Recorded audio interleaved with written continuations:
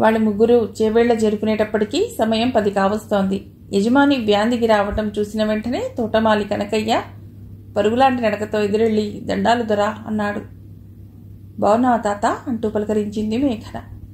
తన యజమాని పక్కనున్న ఈ ఇద్దరమ్మాయిలెవరో, తనతో పూర్వపరిచయం ఉన్నట్టు తాత అంటూ పలకరిస్తున్న అమ్మాయి ఎవరో అర్థం కాక అతడు వెంకట్రావు వైపు ప్రశ్నార్థకంగా చూశాడు. ఆ అమ్మాయి ఎవరో గుర్తుపట్టలేదా కనకయ్య? మేఘన. మా అమ్మాయి అర్చనతో కలిసి చాలా చిన్నప్పుడు మన తోట చుట్టానికి వచ్చేది కదా, అప్పుడు బహుశా 5-6 ఏళ్ల వయసు ఉంటుందనుకుంటా. నీ పెళ్ళాం చికెన్ కూర వండి పెడితే చాలా ఇష్టంగా తినేవాళ్ళు, గుర్తొచ్చిందా అన్నాడు వెంకట్రావు. జ్ఞాపకం వచ్చిందయ్యా, సానా దినాలైపోలా, దాదాపు 10-12 ఏళ్ళు. అంత చిన్నప్పుడు చూసా కదా, అందుకే గుర్తుపట్టలేకపోయా అంటూ మేఘన వైపు తిరిగి బావున్నారా అమ్మా అంటూ పలకరించాడు. ఈ 13 ఏళ్లలో అతనిలో వచ్చిన మార్పుల్ని ఆశ్చర్యపోతూ చూసింది. వంగిపోయి నడుస్తున్నాడు. జుట్టంతా ముగ్గుబుట్టలా తెల్లబడిపోయింది. మొహం నిండా ముడతలు. తను చిన్నప్పుడు చూసిన కనకయ్యలా లేడు. ఒక్కసారిగా ముసలితనం పైబడి కవళించేసిన వ్యక్తిలా ఉన్నాడు. ఇది నా స్నేహితురాలు, పూలతోట చూడాలని ముందంటే తీసుకొచ్చాను తాత అంటూ వర్షిణిని పరిచయం చేసింది.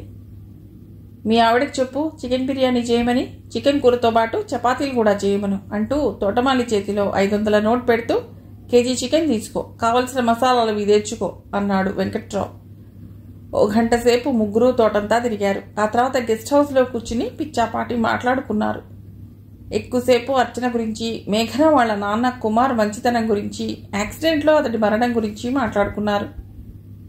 మధ్యాహ్నం భోజనాల తర్వాత ఊళ్ళో మొక్కలకు అవసరమైన ఎరువులు సరఫరా చేసే దుకాణానికి వెళ్లి అతడికి ఇవ్వవలసిన బాకీ ఇచ్చొస్తానని వెంకట్రావు వెళ్ళిపోయాడు. ఇదే సరైన అవకాశం. అంకుల్ తిరిగొచ్చే లోపల నువ్వు కిచెన్లోకి వెళ్ళి దాక్కో. అతడు రాగానే ఆడవలసిన నాటకం నేనాడతాను అంది మేఘన. మూలలో పెట్టి ఉన్న పూల బుట్టలోంచి 2 గుప్పెళ్ల గులాబీ రేకులు తీసుకుని దుప్పటి మీద పరిచింది. వాటి మధ్యలో బాసింపట్టు వేసుకుని కూర్చుంది. గంట గడవక ముందే వ్యాన్ తిరిగొచ్చిన శబ్దం రావటంతో వర్షిణి కిచెన్లోకి వెళ్లి తలుపు ఓరగా వేసి ఆ సందులోంచి చూస్తూ మొబైల్లో వీడియో రికార్డింగ్ ఆన్ చేసింది. వెంకట్రావు లోపలికి వస్తూనే ఇక బయలుదేరదామా అన్నాడు. వర్షిణి కనిపించకపోవటంతో ఏది నీ స్నేహితురాలు అని అడిగాడు. మరోసారి తోట చూసొస్తానని వెళ్ళింది అంకుల్, 15-20 నిమిషాల్లో వచ్చేస్తుంది, మీరు కూర్చోండి, మీతో కొన్ని విషయాలు మాట్లాడాలి అంది. అతడి కుర్చీలో కూర్చుంటే అతడి మొహం స్పష్టంగా మొబైల్ కెమెరాలో కనిపించేలా మొదటే కుర్చీని తిప్పిపెట్టింది. నాతో మాట్లాడాలా? ఏమిటో చెప్పు అంటూ వెంకట్రావు కుర్చీలో కూర్చుని మేఘన మొహంలోకి చూశాడు. నా చిన్నప్పుడు 4-5 సార్లు మనమిద్దరమే ఇక్కడికి వచ్చాం, గుర్తుందా అంకుల్? ఎందుకు గుర్తులేదు? మా అమ్మాయి కడుపు నొప్పనో కాలు నొప్పనో వచ్చేది కాదు. మీ నాన్నేమో ఏదో ఆఫీస్ పనుందంటూ వెళ్ళిపోయేవాడు. నీకేమో పూలంటే ఇష్టమాయే, అందుకే నేను ఒక్కదాన్నే తీసుకొచ్చేవాడిని. ఈ తోటంతా సీతాకొక చిలుకలా ఎగురుతూ ఆడుకునేదానివి. ఆడి ఆడి అలసిపోయి మధ్యాహ్నం భోంచేసిన వెంటనే నిద్రపోయేదానివి. నిద్రపోతున్న నిన్ను అలాగే ఎత్తుకుని వ్యాన్లో పడుకోబెట్టుకుని ఇంటికి తీసుకెళ్లేవాడిని అంటూ నవ్వాడు. ఓ రోజు ఇలాంటి పింక్ కలర్ గౌనే వేసుకున్నా. మా నాన్న కొనిచ్చిన గౌన్ గుర్తుందా? తను వేసుకున్న పింక్ కలర్ చుడిదార్ని చూపిస్తూ అంది. అవునా, నాకు గుర్తులేదు. చాలా ఏళ్ల క్రితం నాటి మాట కదా. అప్పుడు కూడా ఇలా గులాబీ పూల రేకుల మధ్య కూర్చుని ఉన్నాను, అదైనా గుర్తుందా? నువ్వు వచ్చినప్పుడల్లా మంచం పైన గులాబీ రేకులు పరుచుకుని కూర్చునేదానివి కదా. నీకు ఆ పూలంటే చాలా ఇష్టమని మా అమ్మాయి చెప్పింది. ఆ రోజు మీరు నాతో ఏం చేశారో నాకు తెలుసు అంకుల్, నాకు బాగా గుర్తుంది అంది. నీతోనా? ఏం చేశాను? నాకేమీ గుర్తులేదే. ఏం చేశానో చెప్పు అతడి భ్రుకుడి ముడివేస్తూ అడిగాడు. నాతో మీరు తప్పు చేశారు. నాకేమీ కోపం లేదు అంకుల్. నా 6 ఏళ్ల వయసులో మీరు నాతో ఏం చేశారో నాకు గుర్తుందని, అయినా మీరంటే కోపం లేదని చెప్పటానికే వచ్చాను. వెంకట్రావు విసురుగా లేచి నిలబడ్డాడు. నువ్వు మా అమ్మాయి స్నేహితురాలువన్నీ తీసుకొచ్చాను. ఇలా ఏదో అపవాదు వేసి బ్లాక్మెయిల్ చేసే రకమని తెలిస్తే నేను మా ఇంటి దాకా కూడా రానిచ్చేవాడిని కాదు. తక్షణం ఇక్కడి చెడిపో, కోపంగా ఊగిపోతూ అన్నాడు. అభం శుభం తెలియని వయస్సులో నా మీద అఘాయిత్యం చేసింది కాక నంగనాచిలా కోపం నటిస్తే భయపడి వెళ్ళిపోతాననుకున్నావా? అప్పుడంటే చిన్నపిల్లను కాబట్టి ఏం జరిగిందో అర్థం కాలేదు. ఇప్పుడు నేను మేజర్ని. నిన్ను వదులుతాననుకున్నావా? నువ్వు చేసిన దుర్మార్గపు పనికి నీకు శిక్ష పడవలసిందే. ఇప్పుడే పోలీసులకు ఫోన్ చేస్తానుండు అంటూ ఫోన్ని చేతిలోకి తీసుకుంది. అటువంటి ఎదురుదాడిని ఊహించని వెంకట్రావు శిలా ప్రతిమలా నిలబడిపోయాడు. నిజంగానే ఈ పిల్ల పోలీస్ కేసు పెడితే ఏం జరుగుతుందో ఊహించుకోగానే అతనిలో సన్నటి వణుకు మొదలైంది. తను తప్పు చేశాడా లేదా అనేది తర్వాత విషయం. కోర్టులో ఆ వ్యవహారం తేలటానికి సంవత్సరాలు పట్టచ్చు. ఆ లోపల తన పరువంతా మంటగలిసిపోతుంది. తెలిసిన వాళ్ళు, బంధువులు తన మీద ఉమ్మేస్తారు. ఆ అవమానం తట్టుకోలేక తన భార్య ఆత్మహత్య చేసుకుంటుంది. తన ఒక్కగానొక్క కూతురు అర్చన దిక్కులేందైపోతుంది. అతడు శక్తంతా హరించుకుపోయినట్టు కుర్చీలో కూలబడి మేఘన వైపు దీనంగా చూశాడు. నీకు ఇది న్యాయంగా ఉందా చెప్పు? బెదిరించి డబ్బులు గుంజడానికి నేనే దొరికానా? నేను మీ నాన్నకు స్నేహితుడన్న గౌరవం కూడా లేదా? నీ చిన్నప్పుడు మా అర్చనతో సమానంగా చూశానే. ఎందుకు ఇలా చేస్తున్నావో అర్థం కావటం లేదు. నిజం చెప్పు, డబ్బుల కోసమేగా అన్నాడు. నాకు కావాల్సింది డబ్బు కాదు, న్యాయం. నాపైన అఘాయిత్యం చేసిన దుర్మార్గుడికి శిక్ష పడాలి. అది నువ్వే అని నాకు తెలుసు. చేసిన తప్పుని ఒప్పుకో, పశ్చాత్తాపడు. కేసు పెట్టను, దయతలిచి వదిలేస్తాను. కేసు పెట్టకుండా వదిలేస్తానని ప్రలోభ పెడితే తొందరగా నిజం కక్కుతాడన్న ఉద్దేశంతో అలా చెప్పింది. నువ్వు కేసు పెట్టినా పెట్టకున్నా నిజం ఒక్కటే. నేనే తప్పు చేయలేదు. అయినా నేను అలాంటి నీచమైన పని చేస్తానని ఎలా అనుకున్నావు? చిన్నపిల్లలతో అలా చేయటం ఓ మానసిక రుగ్మత. నాకు అలాంటి జబ్బులేమీ లేవు. నాకు నా భార్య అంటే ప్రాణం. జీవితంలో ఏ రకమైన అసంతృప్తి లేదు. నువ్వు నా పైన ఇంత పెద్ద అభాండం వేయడమే చాలా బాధ కలిగిస్తోంది మేఘన. నువ్వేదో అపోహలో ఉన్నావు. నేనేమో నన్ను అనుమానంతో నింద వేస్తున్నావు. బాగా గుర్తు తెచ్చుకో. అన్యాయంగా నన్ను ఇందులో ఇరికించి ప్రశాంతంగా సాగిపోతున్న మా సంసార జీవితంలో నిప్పులు పోయకు అన్నాడు. అతడి మొహంలో అనంతమైన వేదన. ఇతను తప్పు చేయలేదేమోననిపిస్తోంది మేఘనకు. అతడి మాటల్ని నమ్మాలనిపిస్తోంది. అయినా చివరి వరకు పట్టు సడలనీయకూడదనుకుంది. మీ తోటలో మీరు కట్టుకున్న గెస్ట్ హౌస్ ఇది. నేను ఒక్కదాన్నే 4-5 సార్లు మీతో కలిసి తోట చూడడానికి వచ్చాను. అప్పుడు మీరు నేను తప్ప ఈ గెస్ట్ హౌస్లో ఎవరూ లేరు. ఆ ఘోరం జరిగింది ఇక్కడే, ఈ మంచం మీదే. మరి మీరు కాకుండా ఇంకెవరో చేయడానికి అవకాశం ఎక్కడుంది? చేసిన పాపం చెప్తే పోతుందంటారు. మీకు చివరి అవకాశం ఇస్తున్నా. నిజం ఒప్పుకోండి అంకుల్. ఒప్పుకోకపోతే పోలీస్ కంప్లైంట్ ఇవ్వక తప్పదు. తర్వాత మీ ఇష్టం. ఏకవచన సంబోధన చేయకుండా హెచ్చరిక చేసింది. ఆ ఘోరం ఇక్కడే, ఈ గెస్ట్ హౌస్లోనే జరిగి ఉండవచ్చు. కానీ అలా చేసింది నేను మాత్రం కాదు. ఎవరు చేశారనేది పరిశోధించి తెలుసుకోవాల్సిన విషయం. ఇప్పుడేగా నాకు తెలిసింది. వాడెవడో తెలుసుకోవటంలో నేను కూడా సహకరిస్తాను. నిజం తెలిసే వరకు ఓపిక పట్టు. తొందరపడి పోలీసుల దాకా వెళ్ళకు. ఇంత చెప్తున్నా నీకు నమ్మకం కుదరకపోతే నీ ఇష్టం. నేను చేయని తప్పికి శిక్ష అనుభవిస్తాను. ఇదంతా నా ప్రారంభం అనుకుంటాను అన్నాడు. సరే అంకుల్, ప్రస్తుతానికి మిమ్మల్ని వదిలేస్తున్నా. ఓ నెల వరకు ఓపిక పడతాను. ఆ దుర్మార్గుడెవడో కనిపెట్టే ప్రయత్నం చేయండి. నెల లోపల మీరు కాకుండా వేరే వాడెవడో ఈ పని చేశాడని రుజువు చేయలేకపోతే అది ఖచ్చితంగా మీరే అని ఫిక్స్ అవుతా అంది మేఘన. నెల రోజుల లోపలే వాడెవడో కనుక్కుంటా. పైన పడబోతున్న పిడుగేదో దూరంగా పడి ప్రమాదం తప్పినంతగా సంతోషపడుతూ అన్నాడు. మీరు వ్యాన్ దగ్గరకు పదండి. నేను వర్షం ఎక్కడుందో వెతికి తీసుకొస్తాను. లేచి నిలబడుతూ అంది మేఘన. వెంకట్రావు బయటికెళ్లిన 2 నిమిషాల తర్వాత వర్షిని వంటగదిలోంచి బయటకు వచ్చి, పాపం ఇతడు కాదనిపిస్తోంది. అతన్ని దోషిగా నిలబెట్టి అనవసరంగా బాధ పెట్టావేమో. మేఘన తల సాలోచనగా పంకిస్తూ, ఇతడు కాకపోతే ఇంకెవరు? ఎవడో ఒకడు ఉండాలిగా. నా పైన నేను అఘాయిత్యం చేసుకోలేనుగా అంటూ కొన్ని సెకండ్ల విరామం తర్వాత అంది. అసలు నిజంగానే ఏమైనా జరిగిందా, లేకపోతే జరిగిందేమోననే భ్రమలో ఉన్నానా అంది. వర్షిణి తన స్నేహితురాలి వైపు ఆశ్చర్యంగా చూసింది తప్ప ఏమీ మాట్లాడలేదు. వ్యానికి కాక ఎవరూ మాట్లాడలేదు. ఎవరి ఆలోచనలో వాళ్ళు ఉండిపోయారు. మనోజ్ఞ రిటైర్మెంట్ హోమ్స్లో చేరి వారం. ఆదివారం కావటంతో హాస్పిటల్కి వెళ్ళవలసిన పర్లేదు. కానీ ఆదివారాలు హోమ్స్లోని ఇన్మేట్స్కి ఏమైనా అవసరమైతే వైద్య సాయం అందించవలసిన బాధ్యత ఆమె మీద ఉంది. ఉదయం ఓసారి, సాయంత్రం ఓసారి రూములన్నీ తిరిగి ఇన్మేట్స్ ఆరోగ్యం గురించి శ్రద్ధ తీసుకునే డాక్టర్ షంషుద్దీన్ ఆదివారం రోజు రాడు. ఉదయం 9ంటికి బ్రేక్ఫాస్ట్ చేసొచ్చి తన గదిలో కూర్చుని మెడికల్ జర్నల్లో ఓ ఆర్టికల్ని ఆసక్తిగా చదవసాగింది. అరగంట కూడా గడిచి ఉండదు. సిల్వియా ఆందోళన పడుతూ వచ్చింది. డాక్టర్, జాకబ్ గారికి సివియర్గా కడుపు నొప్పి ఉందట. వామిటింగ్ కూడా చేసుకున్నట్ట. మీరు రావాలి అంది. మనోజ్ఞ వెంటనే లేచి నిలబడి స్టెథోస్కోప్ని చేతిలోకి తీసుకుని బయటికి నడుస్తూనే, సూట్ నెంబర్ ఎంత అని అడిగింది. 95 డాక్టర్, ఇదే ఫ్లోర్. మీ సూట్కి సరిగ్గా ఎదురుగా ఉన్న సూటే అంది నర్స్. డాక్టర్ పక్కనే నడుస్తూ అతడి గురించి కొంత సమాచారం కూడా ఇచ్చింది. జాకబ్ వయస్సు 65. స్టేట్ బ్యాంక్లో ఏజీఎంగా పనిచేసి రిటైర్ అయినాడు. హోంలో ఉన్న ఇన్మేట్స్ అందరిలోకి ఉన్నతమైన పదవిలోంచి రిటైర్ అయిన వ్యక్తి అతడే. బీపీ, షుగర్ లాంటి రుగ్మతలేవీ లేవు. స్ట్యూట్ నెంబర్ 95 తలుపు మూసి ఉండటంతో మనోజ్ఞ తలుపు మీద మునివేళ్లతో శబ్దం చేసి కొన్ని క్షణాలాగి లోపలికి ప్రవేశించింది. ఆమె వెనకే సిల్వియా కూడా లోపలికి నడిచింది. జాకబ్ 2 చేతుల్ని పొట్ట మీద వేసి రుద్దుకుంటూ కుర్చీలో కూర్చుని ఉన్నాడు. తీవ్రమైన కడుపు నొప్పిని భరిస్తున్నట్టు అతడి మొహం చూస్తేనే అర్థమవుతోంది. ఎప్పటి నుండి ఉంది నొప్పి? ఇటొచ్చి మంచం మీద పడుకోండి, పరీక్షిస్తాను అంది మనోజ్ఞ. నొప్పిని పంటి బిగువన భరిస్తూనే అతడు మృదువుగా నవ్వాడు. అవసరం లేదు డాక్టర్, ఈ నొప్పి ఏమిటో నాకు తెలుసు. ఎసిడిటీ వల్ల వచ్చే నొప్పి, అలవాటైపోయింది. మీరు అనవసరంగా వచ్చారు. ఎనీహౌ శ్రమపడి వచ్చినందుకు థ్యాంక్స్ అన్నాడు. అదేమిటి సార్, డాక్టర్ని పిలవమని మీరు ఫోన్ చేసి నర్స్కి చెప్పలేదా అంటూనే మనోజ్ఞ నర్స్ వైపు ప్రశ్నార్థకంగా చూసింది. జాకబ్ గారు ఫోన్ చేయలేదు మేడం. కాఫీ ఇవ్వటానికి గదిలోకి వెడితే సార్ కడుపు నొప్పితో మెలికలు తిరుగుతూ కనిపించారంటూ సీను ఫోన్ చేసి చెప్పాడు. వెంటనే నేను మిమ్మల్ని తీసుకొచ్చాను అంది నర్స్. ఎసిడిటీకి మందులు ఏమైనా వాడుతున్నారా? కడుపు నొప్పి తగ్గడానికి ఎసిడిటీకి టాబ్లెట్స్ పంపించమంటారా అని అడిగింది మనోజ్ఞ. అవసరం లేదు డాక్టర్, నేను అలోపతి మందులు అత్యవసరమైతే తప్ప వాడను. గత 30-40 ఏళ్లుగా హోమియో మందులే వాడుతున్నాను. కడుపు నొప్పి తగ్గడానికి ఇందాకే లోకోసింథ్ అనే మందు వేసుకున్నాను. కొద్దిసేపటికి తగ్గిపోతుంది.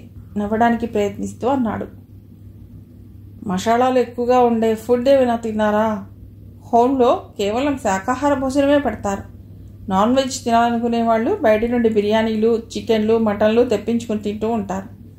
కొద్దిమంది రూమ్లోనే వండించుకొని తింటుంటారు. అలా ఏమైనా బయట ఫుడ్ తిన్నాడేమోనని కనుక్కోవడానికి అడిగింది.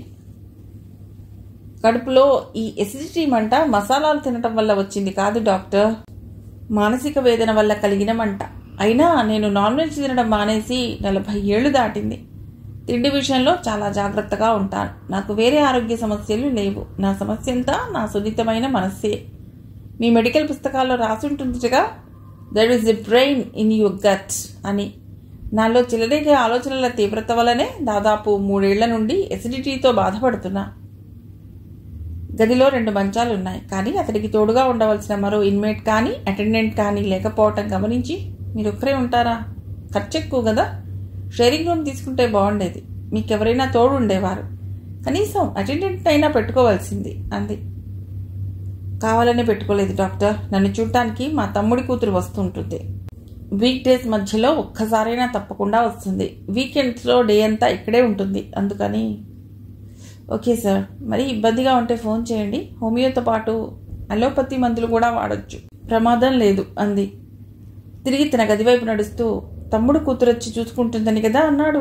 మరి తనకు పిల్లలు లేరా? భార్య ఏమైంది అంటూ నర్సుని అడిగింది.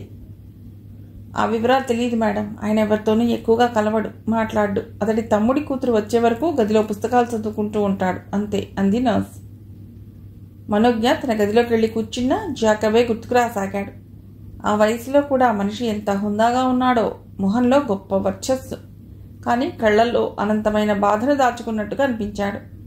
నర్స్ చెప్పిన దాన్ని బట్టి అతడికి తన బాధల్ని వేరే వాళ్లతో పంచుకోవటం ఇష్టం ఉండదనిపిస్తోంది. ఇంట్రోవర్ట్. బ్యాంక్ ఏజీఎంగా పనిచేసిన వ్యక్తికి ఓల్డేజ్ హోంలో ఆశ్రయం పొందవలసిన అవసరం ఏమొచ్చిందో? స్వంత ఇల్లంటూ ఉండాలిగా, భార్య, పిల్లలు. అసలు పెళ్లే చేసుకోలేదేమో. పెళ్లి చేసుకున్నా అతడి హోదాకు తగ్గట్టు సొంత ఇంట్లో 2-3 పనివాళ్లను పెట్టుకుని దర్జాగా ఉండవచ్చుగా. ఆమెకెందుకో అతడో ప్రహేళికలా అనిపించసాగాడు. తన గదిలో లేడీ డాక్టర్ వచ్చి వెళ్ళినప్పటి నుండి జాకబ్ కూడా ఆమె గురించి ఆలోచించసాగాడు. ఎప్పుడూ ఎవరి ముందు తన మనసులో ఉన్న వేదన గురించి చెప్పుకొని తను డాక్టర్తో అలా ఎందుకు చెప్పాడో ఎంత ఆలోచించినా అర్థం కాలేదు. ఎసిడిటీకి కారణం తన మానసిక వేదన అని చెప్పవలసిన అవసరం ఏమొచ్చింది? పక్కన ఆ నర్స్ కూడా ఉంది. ఆమె ఎన్నిసార్లు తన కుటుంబం గురించి అడగటానికి ప్రయత్నించిందో తనే ఆమెకు అవకాశం ఇవ్వలేదు.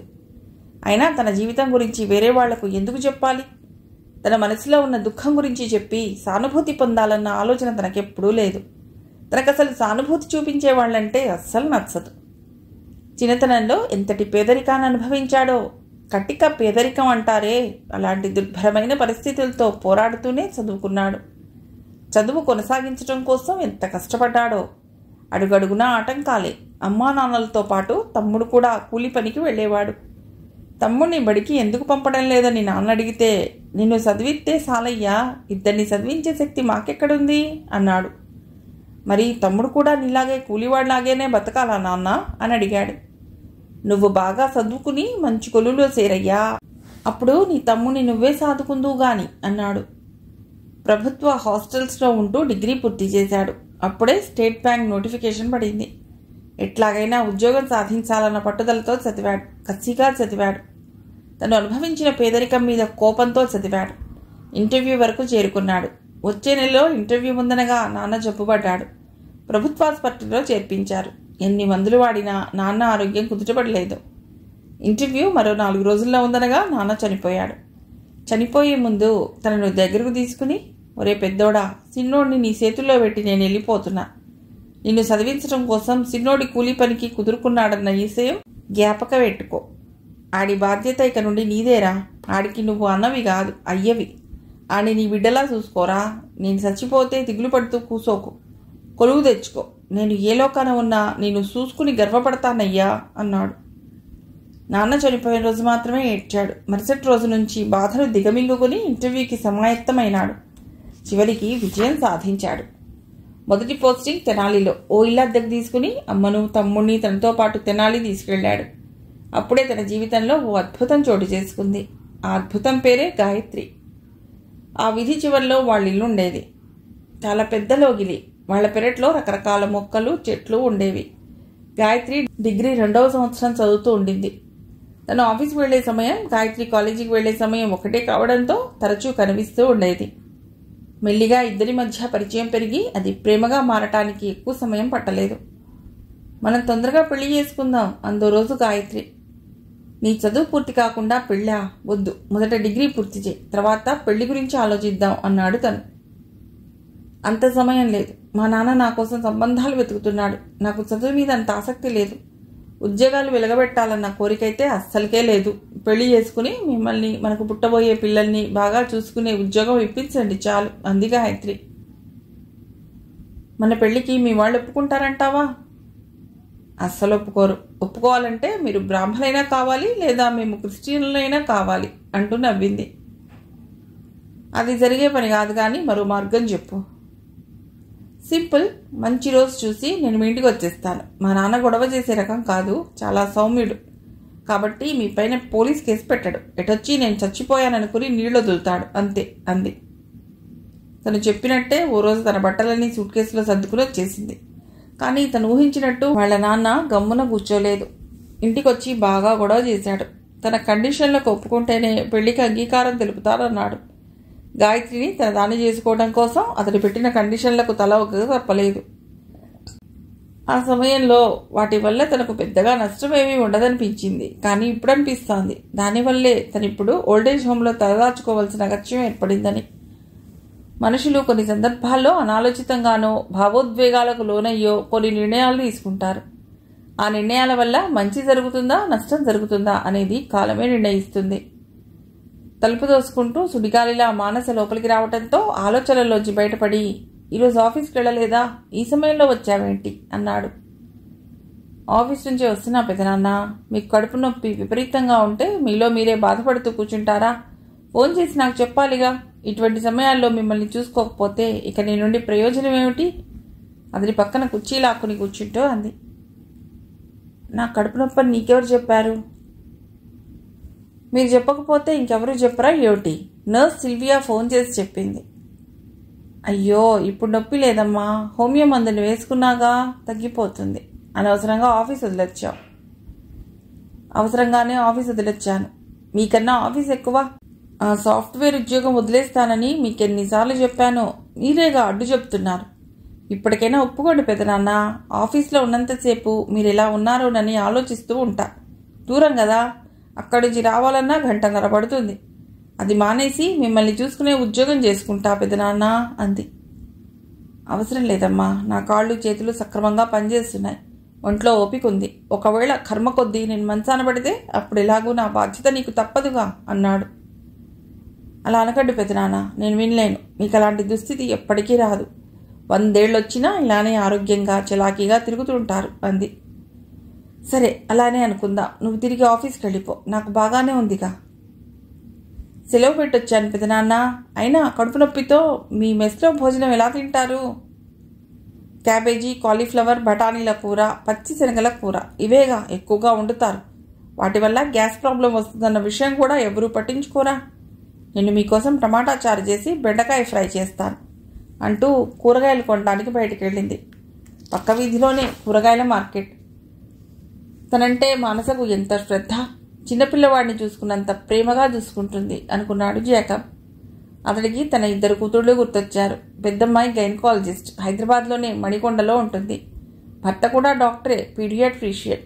చిన్నది అమెరికాలో డల్లాస్లో ఉంటుంది. మొగుడు పెళ్ళాలిద్దరూ సాఫ్ట్వేర్ ఇంజనీర్లే. వాళ్ళిద్దరికీ తనేం తక్కువ చేశాడు? తండ్రిగా తన బాధ్యతల్ని నిర్వర్తించడంలో ఎక్కడా లోటు చేయలేదే. వాళ్ళు కోరుకున్న చదువులు చదివించాడు. కోరుకున్న తిండి, కోరుకున్న బట్టలు, నగలు, చివరికి వాళ్ళు కోరుకున్న వాళ్ళనే ఇచ్చి ఘనంగా పెళ్లిళ్లు చేసి పంపించాడు. కానీ వాళ్ళ విషయంలో తానేదో పెద్ద నేరం చేసినట్టు ఇప్పుడు తనని ఎవ్వరూ పలకరించరు. ఫోన్ చేసి ఎలా ఉన్నారు అని అడగరు. వాళ్లకు తనేం అన్యాయం చేశాడని తనను బద్ధ శత్రువులా చూస్తున్నారు. వాళ్ళని తలుచుకోగానే అతడి కళ్ళలో నీళ్లు ఊరాయి. అతడికి గాయత్రి కూడా గుర్తొచ్చింది. అసలు మర్చిపోతేగా ఇప్పుడు గుర్తొచ్చిందని చెప్పడానికి. ఎన్నేళ్ల వివాహ బంధం, దాదాపు 40 ఏళ్లుగా పెనవేసుకున్న అనుబంధం ఎలా మర్చిపోగలిగింది? డబ్బులు, ఆస్తులు అంత ముఖ్యమా? వాటి కోసం మనుషులు ఎవరినైనా వదిలేస్తారా?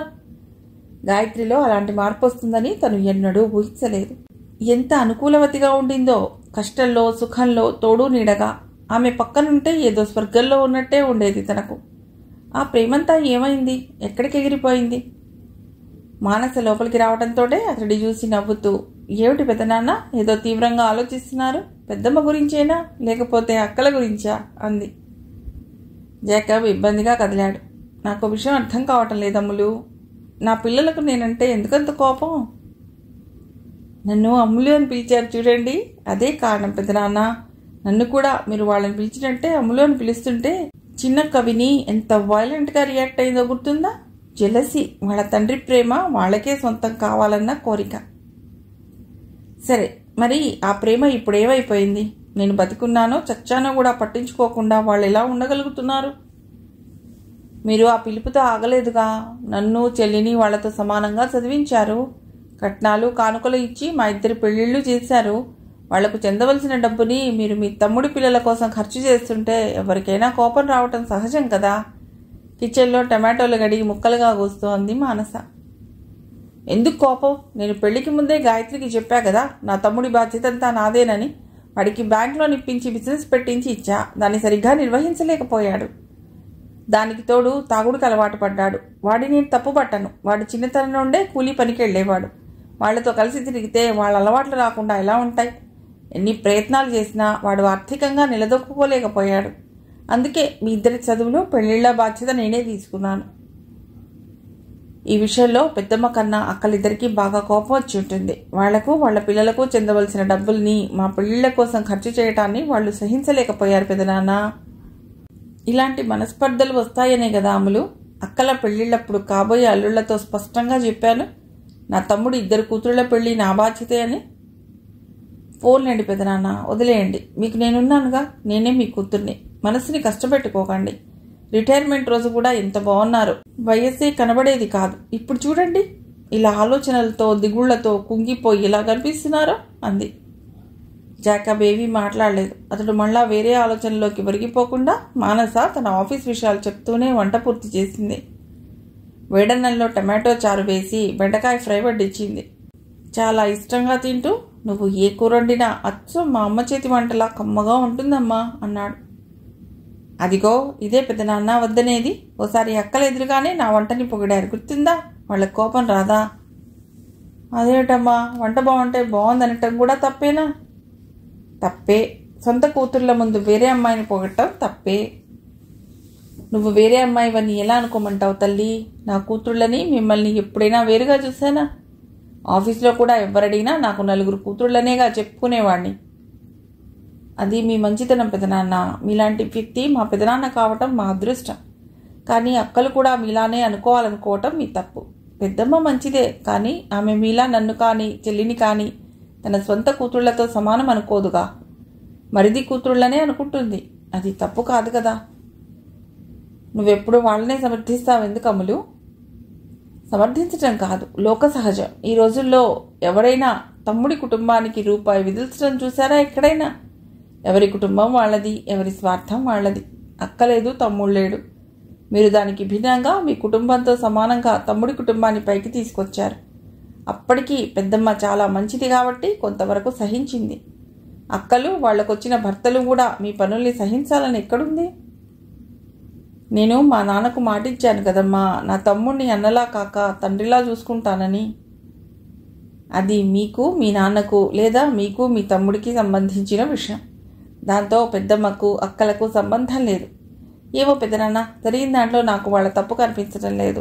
వాళ్ళు మీలా ఉన్నతంగా ఉదాత్తంగా స్పందించాలని మీరు కోరుకున్నారు, కానీ వాళ్ళు సహజంగా రియాక్ట్ అయ్యారు అంది మానస. సాయంత్రం 6 కావస్తోంది. మానస తన ఇంటికి వెళ్ళటానికి బయలుదేరుతూ, పెద్దనాన్న ఎప్పుడు రూమ్లోనే ఉండటం మంచిది కాదు, కిందికి పెడదాను రండి, తోటలో కొద్దిసేపు కూర్చుందిరు గాని అంది. ఇద్దరూ లిఫ్ట్లో కిందికి దిగి గార్డెన్లో ఓ సిమెంట్ బల్ల మీద కూర్చున్నారు. తోటలో రకరకాల పూల చెట్లు కనువిందు చేస్తున్నాయి. ఎర్ర గులాబీలు, ఎల్లో గులాబీలు, ముద్దబంతి పువ్వులు, మందారాలు. గాలి ఆహ్లాదకరంగా వీస్తోంది. ఇక్కడ కూర్చుంటే ఎంత బాగుందో చూసారా పెదనాన్న? రోజు సాయంత్రాలు ఇక్కడికి వచ్చి కూర్చోవచ్చుగా అంది మానస. ఒంటరిగా కూర్చోలేనమ్మా, మీ పెద్దమ్మ జ్ఞాపకాలు సతాయిస్తాయి. అందుకే రూమ్లో ఏదో ఓ నవల చదువుతూ కూర్చుంటాను. అందులోని కథలో లీనమైపోయి నా దుఃఖాన్ని మర్చిపోతాను అన్నాడు జాకబ్. మానస ఏదో అనే లోపల, గుడ్ ఈవినింగ్ సార్, మీ కడుపు నొప్పి తగ్గిందా అని వినిపించడంతో జేకబ్ తల ఎత్తి చూశాడు. ఎదురుగా డాక్టర్ మనోజ్ఞ. గుడ్ ఈవినింగ్ డాక్టర్, ఇప్పుడు నొప్పి లేదు, ఐఎమ్ ఫీలింగ్ బెటర్ అన్నాడు. హోమియో మందులు కొంతమందికి బాగా పనిచేస్తాయి. ఇంతకు ఈ అమ్మాయి ఎవరు?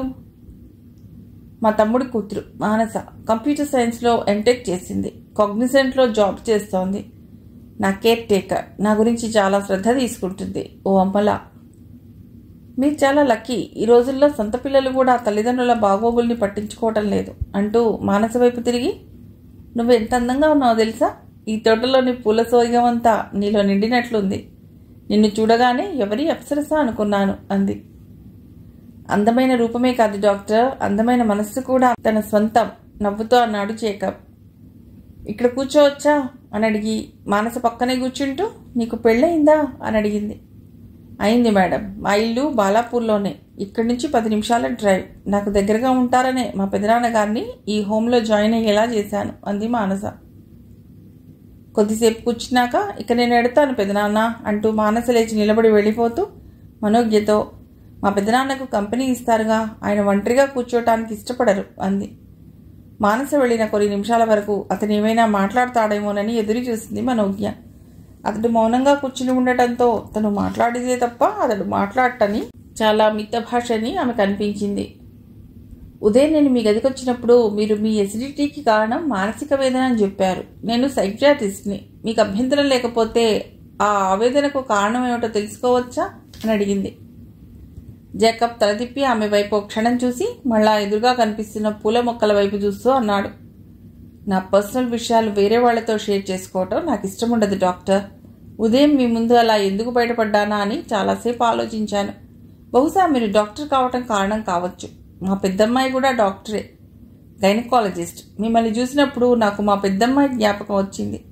అందువల్లనే అనుకుంటాను నా మనసులోని మాట అనాయాసంగా బయటకు వచ్చింది. I still feel ashamed for that. అందులో సిగ్గుపడవలసిన అవసరం ఏముంది సార్? మీకున్న మానసిక సమస్య ఏమిటో నాకు తెలిస్తేనే కదా నేనేమైనా పరిష్కారం చెప్పగలను. మీరు ఎందుకు బాధపడుతున్నారో నాకు చెప్పండి. నా సమస్యకు పరిష్కారం లేదు డాక్టర్. కొన్ని చిక్కుముళ్ళు విడదీయటానికి ప్రయత్నించడం వృధా ప్రయాస. అది అసాధ్యం కాబట్టి. అయినా నాకు సైకియాట్రిస్ట్ అవసరం ఉందని నేను అనుకోను. ఓ డాక్టర్గా అడగటం లేదు. మీరే అన్నారుగా నన్ను చూడగానే మీకు మీ పెద్దమ్మాయి గుర్తొచ్చిందని. మీ డాక్టర్గా అడుగుతున్నాను చెప్పండి అంది మనోజ్ఞ. జాకబ్ 2 నిమిషాలు మౌనంగా కూర్చున్నాడు. అతడికి చెప్పడం ఇష్టం లేదని అర్థమై, పోనీ మీకు చెప్పాలని అనిపించినప్పుడే చెప్పండి సార్, ఎన్ని రోజులైనా సరే నేను ఎదురు చూస్తాను అంది. అటువంటి రోజు వస్తుందని నేను అనుకోను. అంటూ అతడు లేచి నిలబడి హోం వైపు మెల్లిగా నడుచుకుంటూ వెళ్ళిపోయాడు. సాయంత్రం 6ంటికి తెలియని ఓ నంబర్ నుండి మేఘనకు ఫోన్ వచ్చింది. అన్నోన్ నంబర్ నుండి వచ్చే ఫోన్ కాల్స్ని రిసీవ్ చేసుకోవటం వల్ల సమస్యలు వచ్చే అవకాశం ఉందని ఇంటర్ చదివే రోజుల్లో అనుభవంలోకి రావడంతో మేఘన దాన్ని పట్టించుకోలేదు. రెండోసారి కూడా అదే నెంబర్ నుండి ఫోన్ వచ్చింది. 30 సెకండ్ల రింగ్ వచ్చి ఆగిపోయింది. వెంటనే ఏదో మెసేజ్ వచ్చినట్టు శబ్దం రావడంతో మెసేజ్ తెరిచి చూసింది. నేను వెంకట్రావు అంకుల్ని, నీతో ముఖ్యమైన విషయం మాట్లాడాలని 2 సార్లు కాల్ చేశాను. బిజీగా ఉన్నట్లున్నావు, ఫ్రీ అయ్యాక కాల్ చేయి అనుంది. మేఘన వెంటనే ఆ నెంబర్కి కాల్ చేసింది. ఎల్లుండి ఆదివారం కదా, ఉదయం 8 లోపల నువ్వు నీ స్నేహితురాల్ని తీసుకుని మా ఇంటికి వచ్చేయి. చేవేళ వెళ్దాం. నీ మీద ఎవరు అఘాయిత్యం చేసి ఉంటారనే విషయంలో నాకు ఒక క్లూ దొరికింది. నా అనుమానం నిజమో కాదు ఆ రోజు తేలిపోతుంది అన్నాడు వెంకట్రావు. ఎవరంకుల్, ఏమిటా క్లూ? సస్పెన్స్ని తట్టుకోలేక అడిగింది. మనం చేవేళ వెళ్ళేటప్పుడు దారిలో అంతా వివరంగా చెప్తాను అంటూ కాల్ని కట్ చేశాడు. మేఘనకు 2 రాత్రులు నిద్ర కరువైంది. అతడెవరై ఉంటాడు? వెంకట్రావు అంకుల్కి దొరికిన క్లూ ఏమిటి? తను చేవేళ వెళ్ళి అప్పటికి దాదాపు 40 రోజులు. ఈ 40 రోజుల్లో వెంకట్రావు అంకుల్ నేరస్తుడిని కనుక్కోవటం కోసం ఏం చేసి ఉంటాడు? అతడికి ఎవరి మీద అనుమానం వచ్చింటుంది? చుట్టుపక్కల ఉండే పొలాల్లో పనిచేసే వాళ్లలో ఎవరైనా, లేక వెంకట్రావు అంకుల్ స్నేహితులు ఎవరైనా? ఆ రోజు అంకుల్ కోసం వచ్చి ఎవరూ లేకపోవటంతో ఇవే ఆలోచనలు మనశ్శాంతిని భగ్నం చేస్తూ ఆదివారం రోజు వర్షిడితో కలిసి 7:30 కల్లా వెంకట్రావు వాళ్ళ ఇంటికి చేరుకుంది. ఇంటి నుండి బయలుదేరే వరకు వెంకట్రావు ఏమీ మాట్లాడలేదు. వ్యాన్ మెయిన్ రోడ్ చేరుకున్నాక మేఘన అడిగింది, ఎవరి మీద అంకుల్ మీ అనుమానం? మా తోటమాలి కనకయ్య మీద. ఆ పేరు వినగానే మేఘన మ్రాన్పడిపోయింది. కొన్ని క్షణాల తర్వాత తేరుకుని, కనకయ్య తాతనా? నో, నేను నమ్మను. తాత లాంటి వాడు కాదు. మా చిన్నప్పుడు నన్ను అర్చనను ఎంత ప్రేమగా చూసుకునేవాడు. ఓసారి తోటలో పరిగెడుతూ పడిపోతే ఎత్తుకుని ఎంతసేపు ఓదార్చాడో. మొన్న చూశాగా, తాత ఎంత ముసలివాడైపోయాడో. ఇంత జాలేసిందో నాకు. మీరు అనవసరంగా తాతను అనుమానిస్తున్నారనిపిస్తోంది అంకుల్ అంది. లేదు, అతడిని అనుమానించడానికి ఒక కారణం ఉంది. కనకయ్య నా దగ్గర 20 ఏళ్ల నుండి పనిచేస్తున్నాడు. చాలా నమ్మకస్తుడు.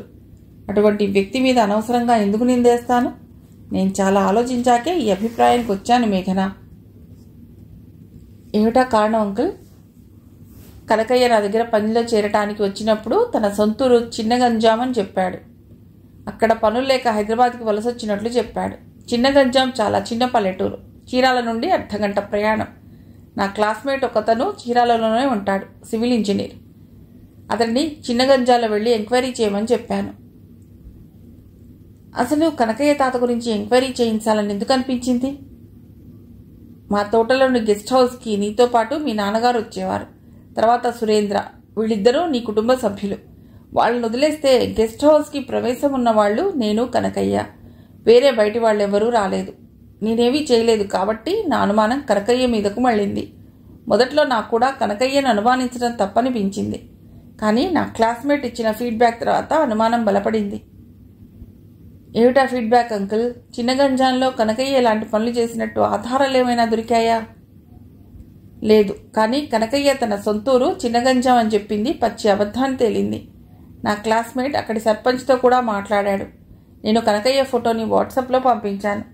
ఊళ్ళో స్థిర నివాసం ఏర్పరచుకున్న 60 ఏళ్లు పైబడిన కొంతమందికి ఫోటో చూపించి అడిగితే అటువంటి వ్యక్తిని ఆ ఊళ్ళో ఎప్పుడూ చూడలేదని చెప్పారట. తన స్వస్థలం గురించి కనకయ్యకు అబద్ధం చెప్పవలసిన అవసరం ఏమొచ్చింది? అందుకే నా అనుమానం అటువైపు మళ్ళింది. మేఘన మెల్లిగా నవ్వింది. అంతేనా అంకుల్? దానికి అతడు అనుమానించారా? స్వస్థలం విషయంలో అబద్ధం చెప్పడానికి చాలా కారణాలు ఉండొచ్చుగా అంకుల్.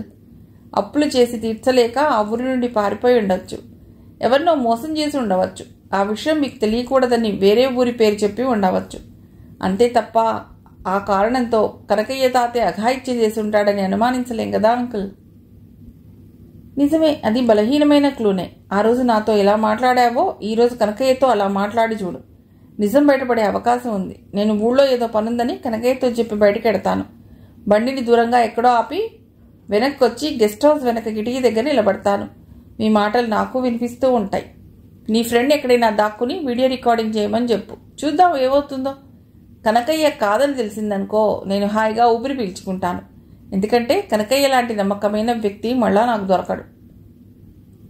అంత నమ్మకంగా 20 ఏళ్ల నుండి మీ దగ్గర పనిచేస్తున్న వ్యక్తి అలా చేస్తాడంటారా అంకుల్? వర్షిణి అడిగింది. నమ్మకంగా పనిచేయడానికి చిన్నపిల్లల మీద అఘాయిత్యం చేయడానికి సంబంధం లేదు. అదో మానసిక జాడ్యం. అటువంటి వాళ్ళందరూ పైకి మంచివాళ్లుగానే కనిపిస్తూ ఉంటారు. చెప్పలేం ఏ పుట్టలో ఏ పాముందో అన్నాడు వెంకట్రావు. వ్యాన్ తోట దగ్గర చేరుకోవటంతో ఎప్పటికి మళ్ళీ కనకయ్య వచ్చి బండి దగ్గర వినయంగా నిలబడ్డాడు. తన యజమానికి దండాలు పెట్టాడు. ఆడపిల్లలిద్దరినీ బావున్నారా అమ్మా అంటూ నవ్వుతూ పలకరించాడు. సన్నటి బద్దలా వంగిపోయి నడుస్తున్న అతన్ని చూస్తే మేఘనకు నమ్మకమే కుదరటం లేదు. నువ్వే నేరస్తుడివి అంటూ ఇప్పటికే ఇద్దరిని బాధ పెట్టింది. చివరికి ఈ ముసలితన్ని కూడా మానసిక హింసకు గురి చేయాలా అనే సందిగ్ధావస్థ. గెస్ట్ హౌస్లోకి ప్రవేశించాక కనకయ్య వీళ్ళిద్దరూ టిఫిన్ తినలేదుట, బయలుదేరే ముందు చెప్తుంటే మా ఇంట్లోనే తినిపించేవాడిని, వీళ్ళని అడిగి ఏం కావాలో తెచ్చిపెట్టు అంటూ అతడి చేతికి డబ్బిచ్చాడు. నాకు ఊళ్ళో కొద్దిగా పనుంది, టిఫిన్ తెచ్చిచ్చాక నేను తిరిగొచ్చే వరకు ఇక్కడే బయట కూర్చునుండు అన్నాడు.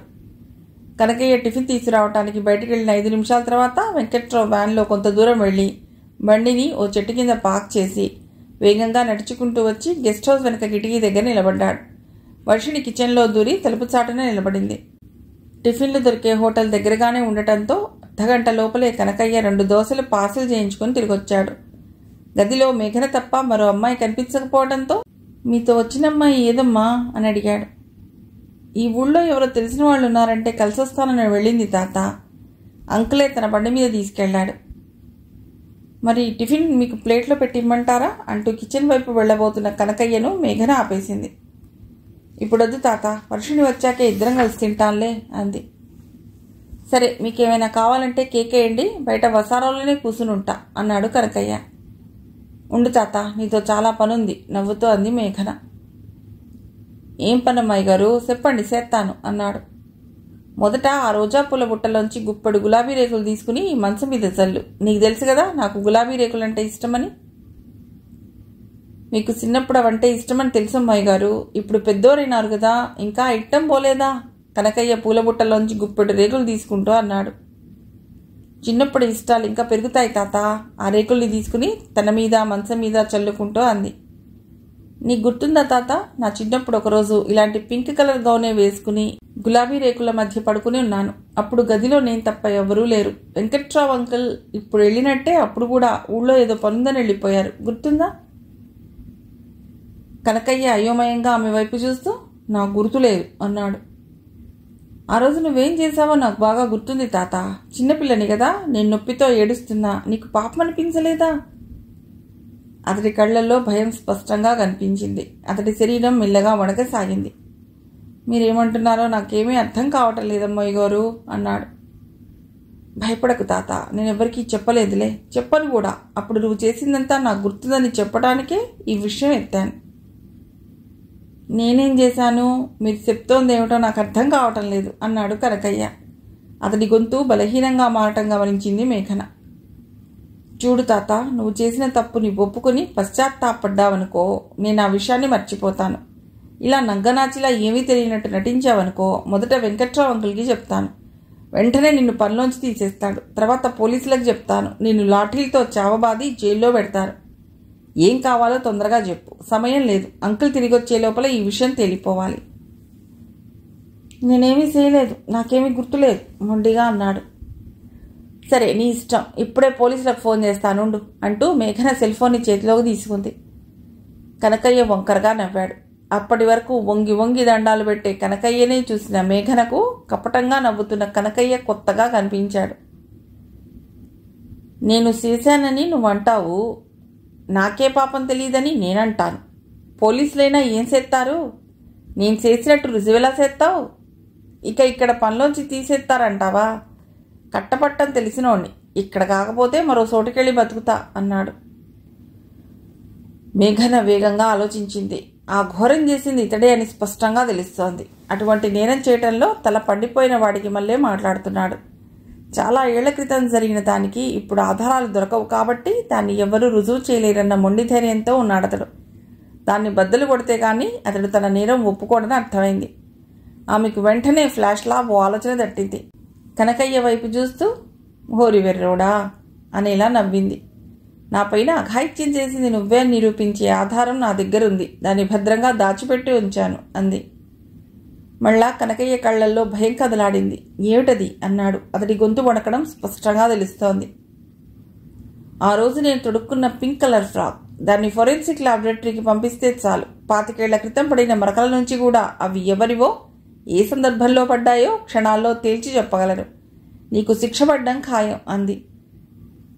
నిజానికి ఆ గౌన్ ఇప్పుడు లేదు. ఒకవేళ ఉన్నా 13 ఏళ్ల క్రితం జరిగిన దాన్ని ఫోరెన్సిక్ నిపుణులు తేల్చి చెప్పగలరో లేదో కూడా తెలియదు. తనకు తెలియదు కాబట్టి, అతడికి తెలిసుండే అవకాశం లేదు కాబట్టి, తనకు తెలిసినట్లు మాట్లాడితే తప్పకుండా నమ్ముతాడన్న నమ్మకంతో అబద్ధం ఆడేసింది.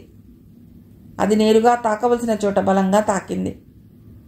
కనకయ్య సన్నగా వణకసాగాడు. మొహంలో మరో 10 ఏళ్ల వయసు పైబడినట్టు వార్ధక్య ఛాయలు కనిపించాయి. దయచేసి పోలీసులకు చెప్పకు. నేను తప్పు చేశాను, చేయకూడని తప్పే చేశాను. ఘోరాతి ఘోరమైన తప్పు, నన్ను క్షమించు అంటూ మేఘన కాళ్ళు పట్టుకున్నాడు. మేఘనకు చాలా కోపం వచ్చింది. ఎడంకాలితో వాణ్ణి ఈడ్చి తన్నాలన్నంత కోపం. దాన్ని పళ్ళ బిగువున ఆపుకుంటూ, 6 ఏళ్లు కూడా నిండని పసిపిల్లని అలా చేయడానికి నీకు మనసెలా ఒప్పింది? నువ్వు మనిషివా రాక్షసుడివా అంది. అలా అంటున్నప్పుడు తెలియకుండానే ఆమె కళ్ళల్లోంచి నీళ్లు ధారాపాతంగా కారసాగాయి. కనకయ్య ఏదో చెప్పే లోపల వెంకట్రావు లోపలికి ఆవేశంతో ఊగిపోతూ వచ్చాడు. రావటం కనకయ్య చెంప పగిలేలా చాచిపెట్టి కొట్టాడు. ఆ ఫోర్స్కి కనకయ్య బ్యాలెన్స్ తప్పి కింద పడ్డాడు. కోపం పట్టలేక కుడికాలితో అతడి డొక్కలో బలంగా దన్నాడు. నువ్వు మనిషివి కాదు, పశువ్వి. నీలాంటి వాళ్ళు బతికుండకూడదు అంటూ మళ్ళా కొట్టబోతున్న వెంకట్రావుని మేఘన ఆపింది. అంకుల్ అసలే ముసలోడు. మీరు గట్టిగా 4 దెబ్బలు కొడితే చచ్చిపోయేలా ఉన్నాడు అంకుల్. వదిలేయండి, పోలీసులు చూసుకుంటారు అంది. ఈ లోపల కిచెన్ తలుపు తీసుకుని వర్షిణి బయటకు వచ్చింది. మొత్తం రికార్డ్ చేశావా అని అడిగింది మేఘన. చేశాను, చాలా క్లియర్గా రికార్డ్ అయింది. నేల మీద ముడుచుకు పడుకుని నొప్పితో మూలుగుతున్న కనకయ్య వైపు అసహ్యంగా చూస్తూ అంది. వీడు వాళ్ల ఊరి నుండి పారిపోయినట్టు ఇక్కడి నుంచి కూడా పారిపోతాడేమో. పోలీసులు వచ్చే వరకు తాడుతో కాళ్ళు చేతులు కట్టేసి మూలలో పడేసి ఉంచుదాం. తాడు తీసుకురావడానికి వెళ్లబోతూ అన్నాడు వెంకట్రావు. వద్దంకుల్, ఎక్కడికి పారిపోతాడు? వీడియో కదా తీశాం. ఎక్కడ దాక్కున్నా పోలీసులు బయటికి లాక్కొస్తారు. అయినా అంత అనుమానంగా ఉంటే కిచెన్ గదిలో వేసి తలుపేసేయండి అంది మేఘన. కనకయ్య నీడ్చుకుంటూ తీసుకెళ్లి కిచెన్లో పడేసి తలుపు మూసి బయట నుంచి గడియ పెట్టాడు వెంకట్రావు. మేఘన తన మొబైల్లో ఎవరికో కాల్ చేయబోతుంటే, ఎవరికి ఫోన్ చేస్తున్నావు అని అడిగాడు. ఇంకెవరికి అంకుల్? పోలీసులకి అంది మేఘన. ఆగాగు, తొందరపడకు. మనం పోలీసులకు కంప్లైంట్ ఇవ్వడం వల్ల జరిగే పర్యవసానాల గురించి ఆలోచించాక ఓ నిర్ణయానికి వద్దాం అన్నాడు. ఇందులో ఇక ఆలోచించడానికి ఏముంది అంకుల్? వాడు చేసింది ఘోరమైన నేరం. వాడికి శిక్ష పడవలసిందే. ఇలాంటి మృగాల్ని జాలిపడి వదిలేస్తే మరెంతమంది చిన్నపిల్లల జీవితాల్ని మొగ్గలోనే చిదిమేస్తాడో. వీడు నా మీద అఘాయిత్యం మాత్రమే చేశాడని అనుకుంటున్నారా? లేదు, వీడు నన్ను మానసికంగా చంపేశాడు. అప్పటి నుండి మానసిక రోగిలా మారి జీవోత్సవంలానే బతుకుతున్నాను. వీడిని వదిలే ప్రసక్తే లేదంకుల్ ఆవేశంగా అంది మేఘన. వదలమని చెప్పడం లేదు మేఘన. నువ్వు పోలీస్ కంప్లైంట్ ఇవ్వడం వల్ల ఈ విషయం బయట చాలా మందికి తెలిసిపోతుంది. న్యూస్ పేపర్ వాళ్ళకి, టీవీ ఛానళ్లు ఇదొక సెన్సేషనల్ న్యూస్ కావచ్చు. దానివల్ల కాలేజీలో నీకు సమస్యలు ఎదురు కావచ్చు. నీతోటి విద్యార్థులే నిన్ను చులకనగా చూడవచ్చు, గేలి చేయవచ్చు. మరో ప్రమాదం కూడా ఉంది. నిన్ను పెళ్లి చేసుకోవటానికి ఎవ్వరూ ముందుకు రాకపోవచ్చు. ఒకవేళ ఏ ఆదర్శ యువకుడో ముందుకొచ్చినా అతడి అమ్మానాన్నలు పడనివ్వరు మేఘన. ఊహ తెలియని వయసులో అఘాయిత్యానికి లోనైందని ఈ సమాజం జాలిపడుతుందనుకుంటున్నావా? లేదు, గాయం మీద కారం చల్లి వికృతానందం పొందే మనుష్యులే ఎక్కువ. ఆలోచించు అన్నాడు. మేఘనకు డాక్టర్ మనోజ్ఞ చెప్పిన విషయాలు గుర్తొచ్చాయి. తనకు వ్యక్తిగతంగా ఏదైనా నష్టం జరుగుతుందన్న భయంతో ఓ నేరాన్ని కప్పెడితే నేరస్తులు మరిన్ని నేరాలు చేయరా? ఆ నేరాలు జరగటంలో తను కూడా పరోక్షంగా దోహదం చేసినట్టు కాదా? సమాజం బాగుపడాలంటే కొన్నిసార్లు త్యాగాలు చేయక తప్పదు. డాక్టర్ మనోజ్ఞ చెప్పింది నిజమే. తన మీద అఘాయిత్యం చేసింది కనకయ్యే అని తెలిసిన వెంటనే రక్తం ఎలా మరిగిపోయిందో. వాణ్ణి నడి రోడ్లో నిల్చోబెట్టి చెప్పుతో కొట్టాలనిపించింది. అతడి ముసలితనంతో పాటు తన సంస్కారం కూడా అడ్డొచ్చింది. చట్టాన్ని తన చేతుల్లోకి తీసుకుని అతన్ని దండించడం సరైన పరిష్కారం కానట్టే చట్టానికి అతన్ని పట్టివ్వకుండా వదిలేయడం కూడా సరైన నిర్ణయం కాదు. ఆ విషయాలన్నీ ఆలోచించాను అంకుల్. నన్ను సమాజం గేలి చేసినా పర్వాలేదు, నాకు పెళ్లి కాకున్నా పర్వాలేదు. కానీ ఈ పశువుని మాత్రం వదలటానికి వీల్లేదు. వీడికి శిక్ష పడవలసిందే అంది మేఘన. ఇదే నీ చివరి నిర్ణయమా? తర్వాత అలా ఎందుకు చేశానా అని పశ్చాత్తాపడవుగా? పశ్చాత్తాపమా? నెవర్. ఇప్పుడు పోలీసులకు కంప్లైంట్ చేయకపోతే ఫ్యూచర్లో తప్పకుండా పశ్చాత్తాపడతాను అంకుల్. నన్ను ఫోన్ చేయనివ్వండి అంది మేఘన. సరే, నీ ఇష్ట ప్రకారమే కానీ అన్నాడు వెంకట్రావు. మేఘన పోలీసులకు ఫోన్ చేసింది. గెస్ట్ హౌస్కి పోలీసులు రావటం చూసి కనకయ్య భార్య పరిగెత్తుకుంటూ వచ్చింది. ఇద్దరు పోలీసుల మధ్య తల వంచుకుని నిలబడి ఉన్న కనకయ్యను చూడగానే ఆమెకు కన్నీళ్ళు ఆగలేదు. ఏం తప్పు చేశాడయ్యా నా మొగుడు? ఆడికేం తెలియదయ్యా, ఆడిని వదిలేయండయ్యా అంటూ పోలీసుల కాళ్ళ మీద పడింది. తనకు 6 ఏళ్ల వయసున్నప్పుడు కనకయ్య తన మీద చేసిన అఘాయిత్యం గురించి మేఘన పోలీసులతో చెప్తున్నప్పుడు విన్న కనకయ్య భార్య కుప్పగూలిపోయింది. అయ్యో దేవుడా, ఎంత పని చేశావయ్యా! మన ఊళ్ళో నువ్వు ఇస్మంటి ముదనష్టపు పని చేస్తేనే గదయ్యా పేనేలు అరచేతిలో పెట్టుకుని ఆ ఊరు నుంచి పారిపోయి వచ్చి ఇక్కడ తలదాచుకున్నావు. ఇక్కడేదో గుట్టుగా ఉంటున్నావు అనుకుంటే మళ్ళా ఇస్మంటి పాడు పని ఎందుకు చేశావయ్యా? ఇదేం పాడు బుద్ధయ్యా నీకు? 5-6 ఏళ్ల పసిపిల్లల్ని చెడిపేయటానికి నీకు మనసులా ఒప్పుతుందయ్యా అంటూ కనకయ్యని పట్టుకుని ఏడ్చింది. కనకయ్య భార్య ఏడుస్తూ మాట్లాడిన మాటల్ని కూడా వర్షిణి వీడియో రికార్డ్ చేసింది. పోలీస్ జీప్లో కనకయ్యతో పాటు కనకయ్య భార్యను కూడా ఎక్కించారు. వెంకట్రావు వ్యాన్లో మేఘన, వర్షిణి కూర్చుని కంప్లైంట్ రాసివ్వటానికి పోలీస్ స్టేషన్ వైపు ప్రయాణమయ్యారు. మిగిలిన కథ తర్వాతి భాగంలో.